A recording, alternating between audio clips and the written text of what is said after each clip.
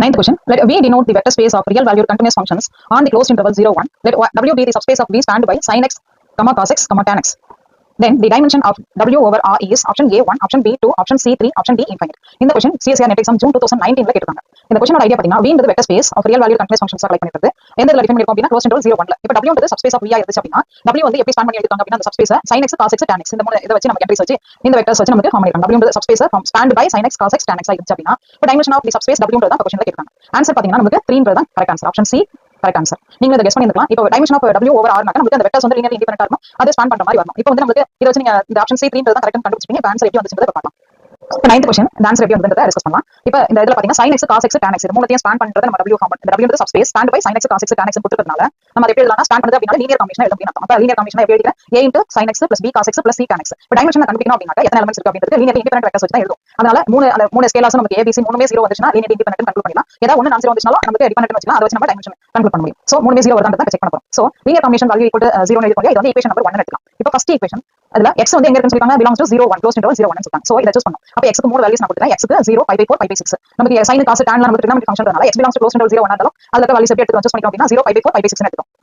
இப்போ x க்கு 0 in 1 ல சப்ஸ்டிட்யூட் பண்றேன். அப்ப first ஈக்குவேஷன்ல 0 போடுனா a sin 0 b cos 0 c tan 0 0 கிடைக்கும். அப்ப அதுல sin 0 tan 0 0ன்றதால cos 0 1 so b என்ன கிடைக்கும் 0 கிடைக்கும். செகண்ட் இது பாருங்க x க்கு π/4 சப்ஸ்டிட்யூட் பண்றேன். x க்கு π/4 in equation 1. அப்ப x க்கு π/4 in equation 1 னாக்க 1ல a sin π/4 b cos π/4 c tan π/4 0. sin π/4 1/2 cos π/4 1/2 tan π/4 1 னு அர்த்தம். சோ இந்த ஈக்குவேஷன் எப்படி வரும் a/√2 b/√2 c 0. அடுத்து தேர்ட் பாத்தீங்கன்னா x க்கு π/6 சப்ஸ்டிட்யூட் பண்றேன். π/6 in equation 1.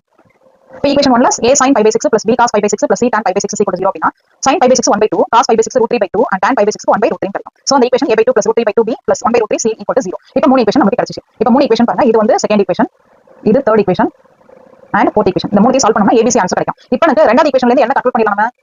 b க்கு 0ன்றத கண்டுபிடிச்சோம். செகண்ட் ஈக்குவேஷன்ல டைரக்டா நமக்கு என்ன வந்துச்சு? b க்கு 0 வந்துச்சு. இந்த b 0வை again தேர்ட் ஈக்குவேஷன்லயும் and fourth ஈக்குவேஷன்லயும் சப்ஸ்டிட்யூட் பண்றேன். இந்த b க்கு 0வை நான் வந்து தேர்ட் ஈக்குவேஷன்லயும் fourth ஈக்குவேஷன்லயும் சப்ஸ்டிட்யூட் பண்ணா அப்படினா a/√2 c 0 ன்ற ஃபர்ஸ்ட் ஈக்குவேஷன், அடுத்து a/2 c/√3 0 ன்றது அடுத்த ஈக்குவேஷன் கிடைக்கும். இப்போ இந்த ரெண்டு ஈக்குவேஷன் வச்சு தான் a and c கண்டுபிடிப்போம். இப்போ இந்த ஃபர்ஸ்ட் ஈக்குவேஷன் வச்சு c க்கு என்ன பண்ணிடலாம்? -a/√2 னு எழுதிக்கலாம். அப்ப c -a/√2 இத கொண்டு போய் இந்த ஈக்குவேஷன்ல சப்ஸ்டிட்யூட் பண்ணோம்னா a ஓட ஆன்சர் கிடைக்கும். அப்ப a/2 1/√2 * 1/√3 is equal to 0 னு போட்டோம் அப்படினா இது ஆன்சர் நமக்கு சிம்பிளிஃபை பண்ணும்போது என்ன ஆன்சர் கிடைக்கும்? a 0 னு கிடைக்கும். சோ a க்கு 0 னு போடும்போது c ஓட ஆன்சர் நமக்கு என்ன சொல்லிருக்கோம்? -a/√2 னு சொல்லிருக்கோம்.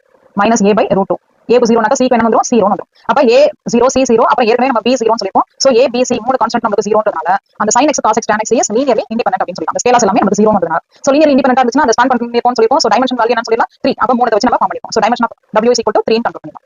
So option C 3 is the correct answer.